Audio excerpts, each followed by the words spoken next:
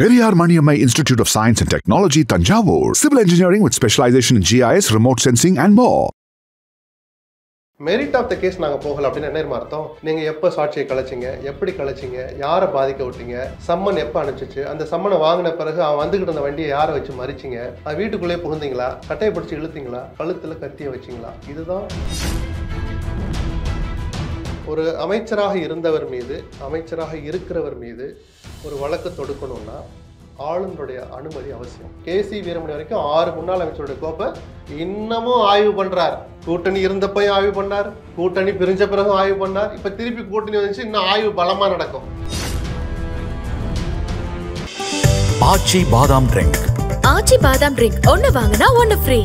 விசாரணையை தொடங்காத போது சாட்சிகளை இவர் எப்படி கலைச்சார்? ஒரு கூண்டுக்குள்ள ஏறினா தானே சார், இங்கே வரும்போது பஸ் ஸ்டாப்லேயே என்னை மறிச்சுக்கிட்டாங்க சார், 4 ரவுடிங்க என்ன பிடிச்சாங்க சார், யாருன்னு ஒருத்தர் ரவுடி நான் பிடிச்சிட்டேன், யாருன்னு கேட்டால் என்னை செந்தில் பாலாஜி அனுப்பிச்சாருன்னு சொன்னாருன்னு ஒரு வழக்கு பதிஞ்சு ஒரு சம்பவத்தை பதிவு பண்ணி நீங்கள் சொல்லணும். அப்போ நீங்கள் என்ன சொல்லியிருக்கணும்? இதை நீங்கள் உத்தரவா போடாமல் ஒரு ஆலோசனையாக சொல்லியிருந்தா, நாங்கள் அரசமைப்பு சட்டத்தை திருத்தி 200 பிரிவை திருத்தி ஒரு கால வரையறையை நாங்கள் கொண்டு வந்திருப்போம்னு சேர்த்து சொல்லியிருந்தா தங்கர் பேசுனது சரி. நீங்கள் பணத்தை காமிச்சு ஜெயிச்சிடலான்னு பார்க்குறீங்க, அந்த பணத்தை எடுத்துகிட்டு போகிற போதே வழியில் வந்து மறிப்பான். எடப்பாடி பணத்தை எடுத்துகிட்டு போனால் கொஞ்சம் பாதுகாப்பாக அனுப்பி வைப்பாங்க. இதுதானே அவங்களுடைய பலமே. உங்களை நடவடிக்கை எடுப்பான், இவங்களை கொஞ்சம் சல்யூட் அடித்து விட்டுடுவான். இதெல்லாம் சமாளித்து தான் நீங்கள் இந்த தேர்தலை எதிர்கொள்ள வேண்டியிருக்கு. அணிகளும் வேறு மாதிரி பலப்படாமையும் பார்த்துக்கணும். உளவுத்துறையுடைய வேலை, திமுகவுடைய ராஜதந்திரங்கள்லாம்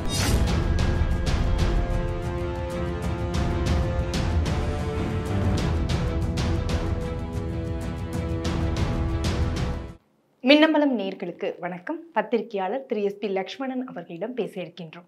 வணக்கம். வணக்கம். நலமா இருக்கீங்களா? நல்லா இருக்கேன்.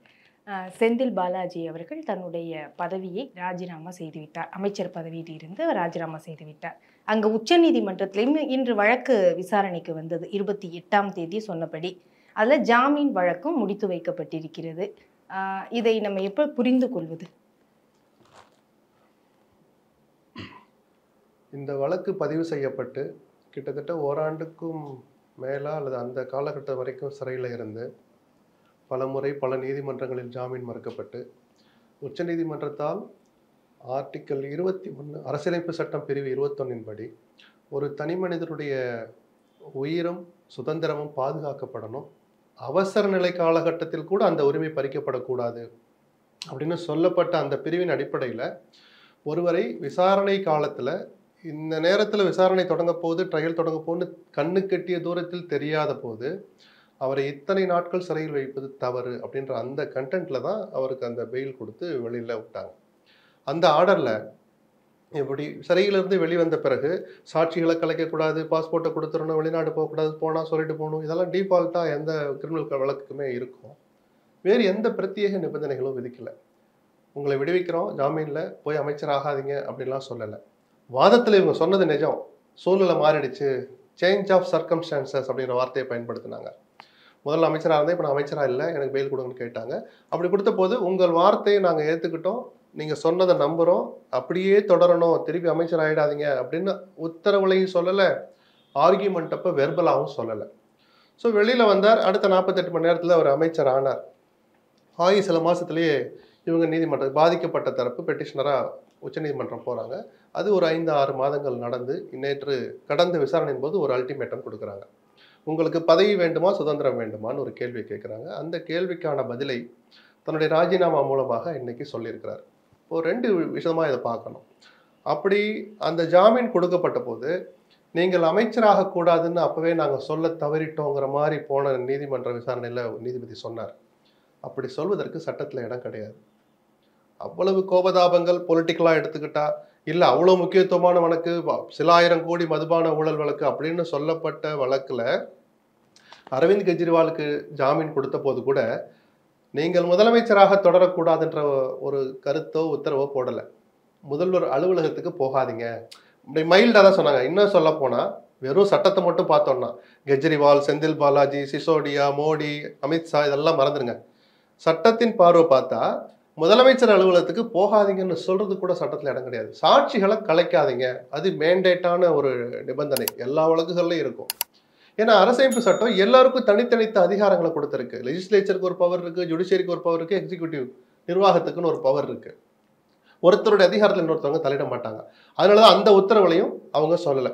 இவ்வளவு அவசரமாக இவர் பதவியேற்றதான் இவ்வளவு பிரச்சனைக்கு காரணம்னு இப்ப விமர்சனம் வருது இல்ல. அது சாட்சி, நீங்க சொல்ற மாதிரி சாட்சி தானே முக்கியம். அப்ப சாட்சியை கலைக்க கடந்த காலங்கள்ல முற்பட்டுள்ளார். இந்த ஜாமீன் கேட்கும் போது அவர் அமைச்சராக இல்லை, அதனால நாங்க கொடுத்தோம்.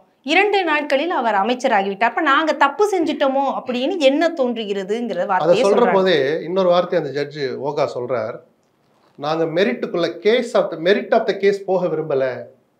நல்லா எடுத்து பார்த்தீங்கன்னா அந்த ஆர்குமெண்ட் சில இதில் இன்னைக்கும் லைவ்ல இருக்கும், சில சைட்ல எல்லாம் இருக்கு. மெரிட் ஆஃப் த கேஸ் நாங்கள் போகலை அப்படின்னு என்ன அர்த்தம்? நீங்கள் எப்போ சாட்சியை கலைச்சிங்க, எப்படி கலைச்சிங்க, யாரை பாதிக்க விட்டீங்க, சம்மன் எப்போ அனுப்பிச்சிச்சு, அந்த சம்மனை வாங்கின பிறகு அவன் வந்துக்கிட்டு இருந்த வண்டியை யாரை வச்சு மறிச்சிங்க, அவன் வீட்டுக்குள்ளேயே புகுந்தீங்களா, சட்டையை பிடிச்சி இழுத்தீங்களா, கழுத்தில் கத்தியை வச்சிங்களா, இதுதான் மெரிட் ஆஃப் த கேஸ். டீட்டெயில்டாக உள்ளே போகிறது.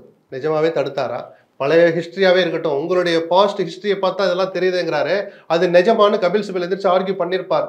ஆனால் மெரிட்டுக்குள்ளே போகாதீங்கன்னே தள்ளிட்டார் ஜட்ஜு. ஒரு தனிநபராக நம்ம ஜட்ஜை விமர்சிக்க கூடாது. அன்னைக்கு நடந்த வாதங்களை நம்ம பேசலாம், அதுக்குள்ளே போகாதீங்க, இதை மட்டும் சொல்லுங்க அப்படின்னாரு. அப்படி சொன்ன போது கூட இவ்வளவெல்லாம் சொல்ற ஜட்ஜு நான் முடிவு எடுக்கிறேன், நீங்க அமைச்சராக தொடரக்கூடாதுன்னு சொல்லியிருக்கலாமே. ஏன் முடிவை செந்தில் பாலாஜி கிட்டே விட்டார்? ஏன்னா ஜட்ஜு சொல்றதுக்கு அதிகாரம் இல்லை. ஒருவர் அமைச்சராக தொடரலாமா கூடாதாங்கிறது முதலமைச்சருடைய பிரத்யேக உரிமை. அரசியலமைப்பு சட்டம் பிரிவு 164 படி. ஒருவர் அமைச்சராக தொடரலாமா வேணாங்கிறது பிரதமருடைய உரிமை பிரிவு 75 படி. மத்திய அமைச்சரவையில் யார் இருக்கணும், எப்போ நீக்கணும், பிரத்யேக உரிமை. வேறு ஒருவர் தலையிட முடியாது. ஜனாதிபதியும் தலையிட முடியாது, கவர்னரும் தலையிட முடியாது, எந்த நீதிமன்றமும் தலையிட முடியாது. இதை புரிஞ்சுக்கிட்டதுனாலதான் நீங்களே முடிவு சொல்லுங்க. அப்போ இப்ப நான் என்ன நினைச்சேன்னா, இன்னைக்கு ராஜினாமா செய்ததன் மூலமாக ஒரு தனிநபர் அல்லது சில தனிநபர்கள் அல்லது நீதிமன்றத்தின் ஓர் பிரிவு, ஓர் பகுதி, ஏதோ ஒன்றினுடைய ஈகோ சமாதானப்படுத்தப்பட்டிருக்கிறது அப்படின்னு தான் எனக்கு சொல்ல தோணுதே தவிர அதை தாண்டி தானே விமர்சிக்க விரும்பல. சட்டத்துல இடம் இல்லை. அப்ப அமலாக்கத்துறை இன்னைக்கு வச்ச வாதத்தை வச்சா ஈகோங்கிற வார்த்தை நான் எடுத்துட்டு வரேன். செந்தில் பாலாஜிக்கு அவர் பதவியை ராஜினாமா பண்ணிட்டார், சரி. இப்ப நீங்க ஒரு உத்தரவு போடுங்க, இந்த பெட்டிஷன்ல ஒரு உத்தரவு போடுங்க, அந்த உத்தரவுல கடுமையான நிபந்தனைகளை விதிங்க. அரவிந்த் கெஜ்ரிவாலுக்கு போட்ட மாதிரி நிபந்தனை விதிங்க. அடுத்த தேர்தலில் திமுக வென்று ஆட்சிக்கு வந்தாலும் அந்த ஆட்சியில் செந்தில் பாலாஜி அமைச்சராக கூடாதுன்னு சொல்லுங்கிறாங்க. ஈகோங்கிற வார்த்தை எதுக்காக சொன்ன புரியுதா? இது சட்டத்தின் வாதமா, சட்டத்தின் அடிப்படையில வாதமா? இன்னைக்கு செந்தில் பாலாஜிக்கு எதிராக இருக்கிறவங்களுக்கு இதெல்லாம் இனிக்கும். நான் அன்னைக்கு நாளைக்கு ஃபியூச்சர்ல பல வருஷம் கழிச்சு இன்னொருத்தருக்காக நான் இப்படிதான் பேசுவேன். பேரை மறந்துருங்க, இது ஜனநாயகத்துக்கு நல்லதில்லை. ஏன்னா அரசமைப்பு சட்டப்படி முதலமைச்சர் இருக்கிற ஒரு உரிமையை, பிரதமர் இருக்கிற உரிமையை ஒரு நீதிமன்றம் பறிக்க முடியாது. அன்னைக்கு அவங்க டைம் ஃப்ரேம் சொல்லல. இத்தனை நாள் கழிச்சு மந்திரி ஆகிக்குங்க சொன்னாங்களா? இல்ல மந்திரி ஆகவே கூடாது சொன்னாங்களா? அது எப்படி 48 மணி நேரத்துக்குள்ள? அப்ப எத்தனை மணி நேரம் கழிச்சு ஆகணும்னு யார் சொல்லுவா? சொல்லுங்க. அந்த வரையறையை யார் பண்றது? யாருமே பண்ண முடியாது, முதலமைச்சர் மட்டும்தான் பண்ணணும். இப்ப நான் சொல்றேன், இன்னைக்கு ராஜினாமா பண்ணிட்டார், வந்துச்சு. அமலாக்கத்துறை அவ்வளவு கடுமையான வாதங்களை வச்சாங்க, நீதிமன்றம் அதை கேட்டுக்குச்சு. கபில் சிபல் எந்திரிக்கிறார். சரி, இவர் எப்பயுமே மந்திரி, இந்த வழக்கு விசாரணை முடியும் வரை மந்திரியாக்க கூடாதுன்னு சொல்றாங்க அமலாக்கத்துறை. அப்ப கபில் சிபல் என்ன சொன்னார்? இந்த வழக்கு 15 வருஷம் நடக்கலாம், அந்த 15 வருஷமும் நான் அமைச்சராக கூடாதா அப்படின்னு கேட்டார். அதையும் நீதிமன்றம் கேட்டுச்சு. கேட்டுட்டு என்ன முடிவுக்கு வந்தாங்க? எந்த உத்தரவும் பிறப்பிக்கல, இந்த வழக்கு முடித்து வைக்கப்படுகிறது. இன்னொன்னு சொன்னாங்க, மீண்டும் அமைச்சரானால் உச்ச நீதிமன்றத்தை நாடலாம் அப்படின்னு சொல்லியிருக்கிறாங்க. எனக்கு தெரிஞ்ச அந்த வார்த்தை இருக்கான்னு தெரியல, தெரியல. அப்படி இருந்தா அதான் அந்த இடமும் ஒரு இக்கு வச்ச மாதிரி அடுத்த பாயிண்ட்க்கு நான் வரேன். இப்போ நான் தனிப்பட்ட நீதிபதிகளை, நீதிமன்ற தீர்ப்புகளை நம்ம விமர்சிக்கலாம், பார்வை பார்க்கலாம், நீதிபதிகளை விமர்சிக்க கூடாது. அது ஒரு பக்கம் இருக்கட்டும். இந்த வழக்கு 6 மாசத்துக்கு முன்னாடியே வந்துச்சுன்னு சொன்னேன். தொடங்குனது எனக்கு தெரிஞ்சு 5-6 மாசம் ஆயிடுச்சு. வாய்தா வந்துதான் இன்னைக்கு இந்த ஒரு இறுதி முடிவுக்கு வழக்கு முடிச்சு வைக்கப்பட்டிருக்கு. ஒவ்வொரு முறை விசாரணை நடக்கிற போது, அது உயர்நீதிமன்றமானாலும் உச்ச நீதிமன்றமானாலும், அன்றைய விசாரணை முடிஞ்ச உடனே அன்னைக்கு என்ன நடந்துச்சுன்னு சம்மப் பண்ணுவாங்க. பண்ணி ஒரு ஆர்டர் மாதிரி பிரிண்ட்ல கொடுப்பாங்க, ரிட்டனா கொடுப்பாங்க. இதெல்லாம் நடந்துச்சு, எல்லாம் ஆர்கியூ பண்ணாங்க, இந்த டைரக்ஷன் கொடுத்து இன்னைக்கு முடிஞ்சிச்சு வழக்கு, அந்த விசாரணை அன்னைக்கு முடிஞ்சதுன்னு ஒரு ஆர்டர் போடுவாங்க. அப்படி இந்த வழக்கின் முதல் உத்தரவுல இதே ஓகே என்ன போடுறார்? ஜாமீன் பத்தி யாரும் பேசாதீங்க, ஜாமீன் நாங்க கொடுத்தது தான். நாங்கள் அளித்த அந்த தீர்ப்பை அடிப்படையாக வைத்து மணீஷ் சிசோடியா உட்பட பல பேர் இந்த வழக்கின் அடிப்படை, இந்த தீர்ப்பின் அடிப்படையில் விடுதலை செய்யப்பட்டிருக்கிறாங்க. அதே ஆர்டிகல் 21 வச்சு அதன்படி யாரையும் இப்படி தடுத்து வைக்க முடியாது பல மாதங்களுக்கு, சில வருடங்களுக்கு அப்படி சொல்லி பல பேர் தீர்ப்பு கொடுத்து வெளியில போயிட்டதுனால ஜாமீனை பத்தி பேசாதீங்க, கொடுத்தது ரத்து பண்ணதை பத்தி பேசக்கூடாதுன்னு ரிட்டன் ஆர்டர் இதே நீதிபதி போடுறாரு. அடுத்த 2 தடவை, 3வது தடவை, 4வது தடவையும் அவருடைய மைண்ட் அதே தான்.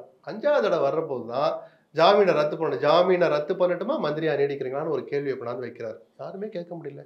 எப்படி நீங்க இதை கேட்குறீங்கன்னு கூட கபில் சிபல் சொல்லி பார்க்குறாரு, ஒரு காதலியே வாங்கலை. இல்லை, அதுக்கு தான் சொல்கிறாருல்ல, நாங்கள் தப்பு பண்ணிட்டோமோன்னு சொல்கிறோம். 21 அந்த தனி மனித உரிமைப்படி இருக்கணும் அப்படிங்கிறதுனால தான் நாங்கள் கொடுத்தோம்.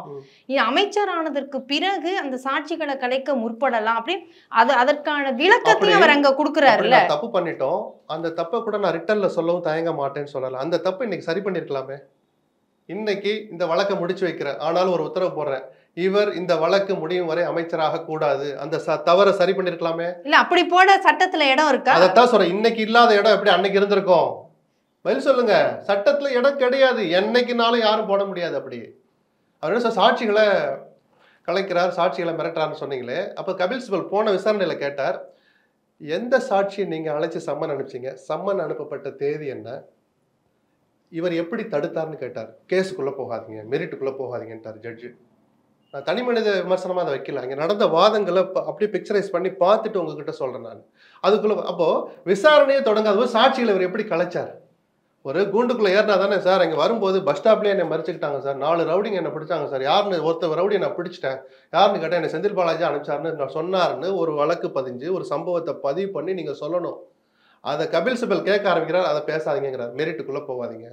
அப்போ அவருடைய பார்வையெல்லாம் ரிசைனேஷனா வெயில கேன்சல் இப்படியே தான் இருந்தது. செந்தில் பாலாஜியை கார்னர் பண்ணிருக்காங்க. அப்படி நீதிமன்றத்தில் நடந்த காட்சி அப்படி. இதுல இன்னொரு சுவாரஸ்யம் என்னன்னா, அப்படியெல்லாம் தன்னுடைய சட்டத்தின் பார்வையை தன்னுடைய வாயிலிருந்து சொல்லி அமல்படுத்திய நீதிபதி ஓகா வர்ற 24 மே 24ஆம் தேதி ரிட்டையர் ஆகிறாரு.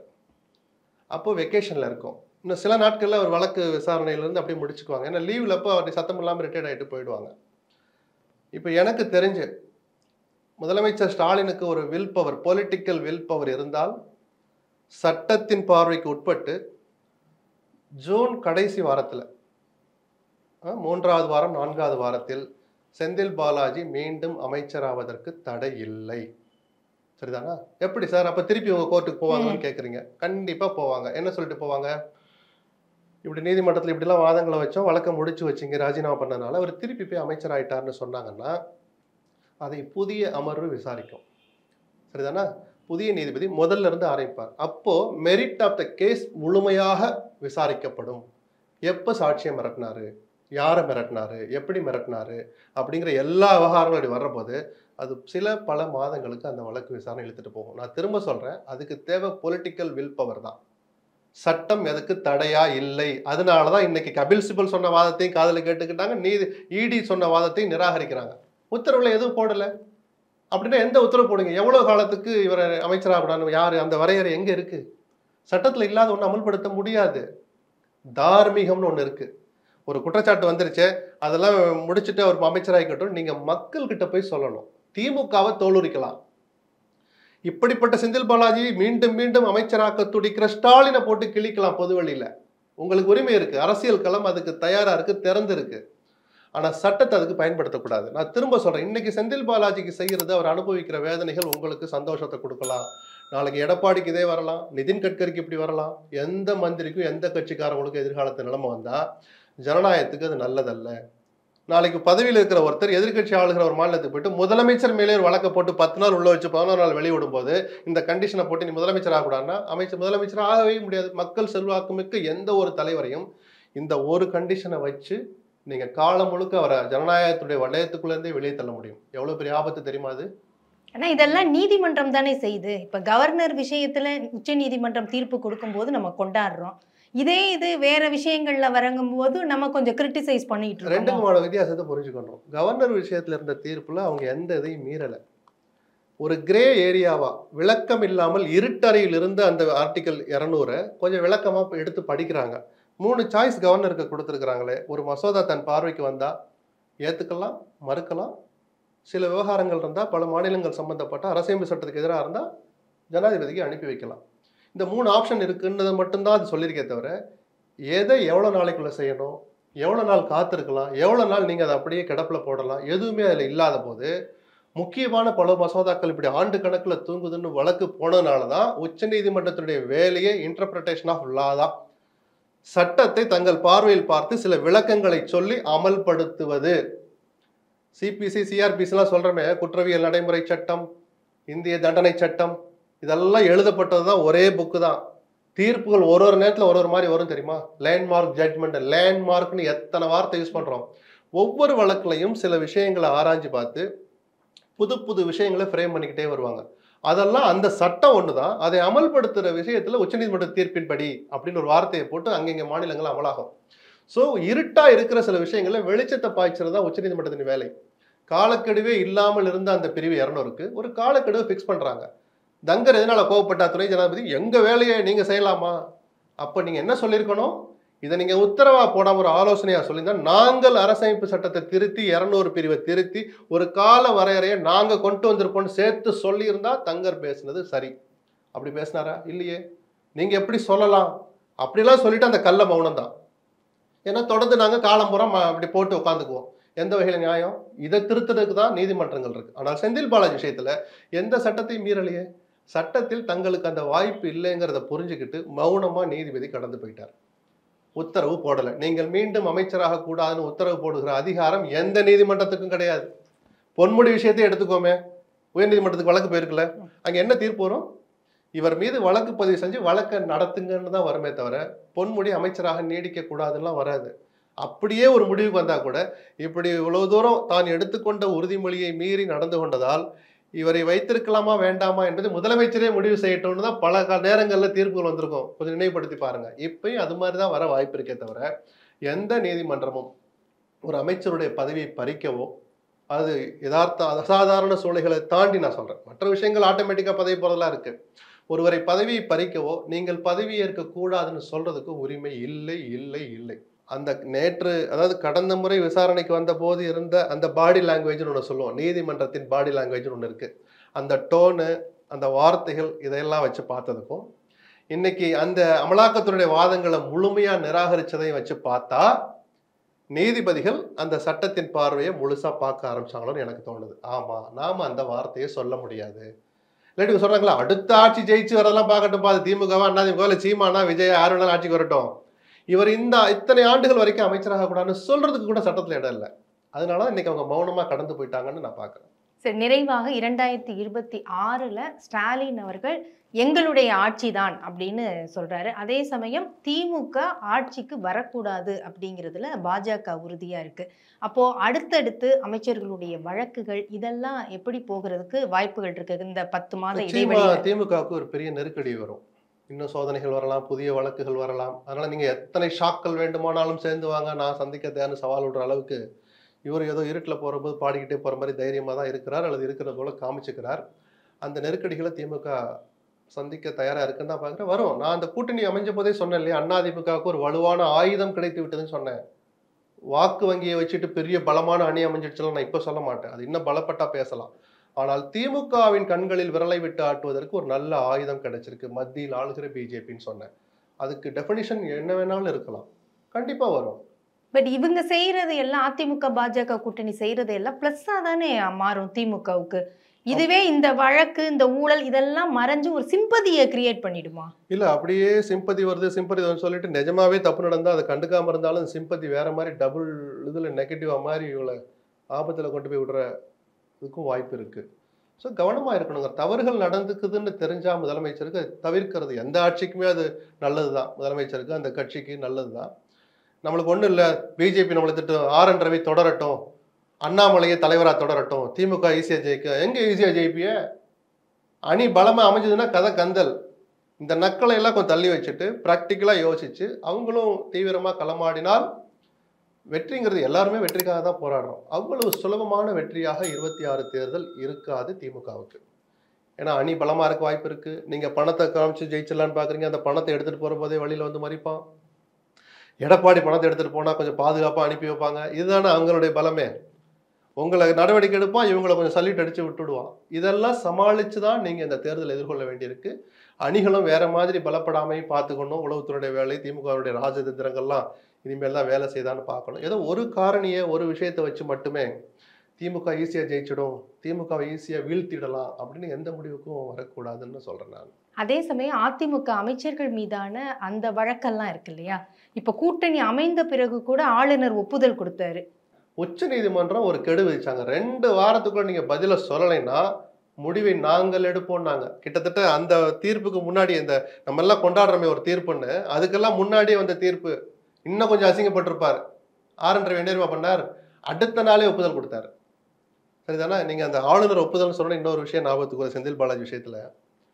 செந்தில் பாலாஜி தப்பு பண்ணால் நான் ஏற்கனவே சொல்லிட்டேன், மிக விரைவாக அந்த வழக்கை நடத்தி ஒன்று அவரை தண்டிக்கணும், தப்பு செய்யலாம் அவரை விடுவிக்கணும். அதான் சட்டத்தின் ஆட்சி நடக்கிற இந்த நாட்டில் எல்லோருமே ஒரு சாதாரண பிரஜை அதை தான் எதிர்பார்ப்பான். நம்ம அதுக்குள்ள மெரிட் ஆஃப் த கேஸ் நானும் போக விரும்பலை. ஆனால் ஒரு அமைச்சராக இருந்தவர் மீது, அமைச்சராக இருக்கிறவர் மீது ஒரு வழக்கு தொடுக்கணும்னா ஆளுநருடைய அனுமதி அவசியம். அதனால தான் ஆளுநர்கிட்ட கோப்பு போகுது. முதல்ல மாநில அந்த விசாரணை அமைப்பு மாநில அரசுக்கிட்ட விண்ணப்பிக்கணும், சொல்லணும் சோ இப்படி மேலே கேஸ் இருக்குது, நாங்கள் எங்களுக்கு ஆளுநர்கிட்ட அனுமதி வாங்கி கொடுங்கன்னா அரசு ஒப்புதல் பெற்று அவங்களுக்கு திருப்தி இருந்தால் ஃபைலை ஆளுநருக்கு அனுப்புவாங்க. ஆளுநருக்கு திருப்தி இருந்தால் கையெழுத்து போட்டு ஒப்புதல் கொடுப்பார் அல்லது நிராகரிப்பார். அப்படி அனுப்பப்பட்ட கோப்புல தான் எம்.ஆர். விஜயபாஸ்கர் தொடங்கி கே.சி. வீரமணி வரைக்கும் 6 முன்னாள் அமைச்சருடைய கோப்பை இன்னமும் ஆய்வு பண்ணுறார். கூட்டணி இருந்தப்பையும் ஆய்வு பண்ணார், கூட்டணி பிரிஞ்ச பிறகும் ஆய்வு பண்ணார், இப்போ திருப்பி கூட்டணி வந்துச்சு, இன்னும் ஆய்வு பலமாக நடக்கும். ஒப்புதல் கொடுக்கல. ஆனால் செந்தில் பாலாஜி விஷயத்தை ஏன் தெரியுமா, அரசியல் பழிவாங்கல், தியாகியே வருகன்லாம் சொன்னார். அவ்வளவு ஆவேசம் கொண்டு ஒரு என்ன சொல்ற சட்டத்தை மீறி ஒரு வேகத்தை அமலாக்கத்துறை காட்டினாங்க. செந்தில் பாலாஜி வழக்கில் ஆளுநர் அனுமதி பெறப்படவே இல்லை. அந்த வழக்கினுடைய அடிப்படையே ஆடும்.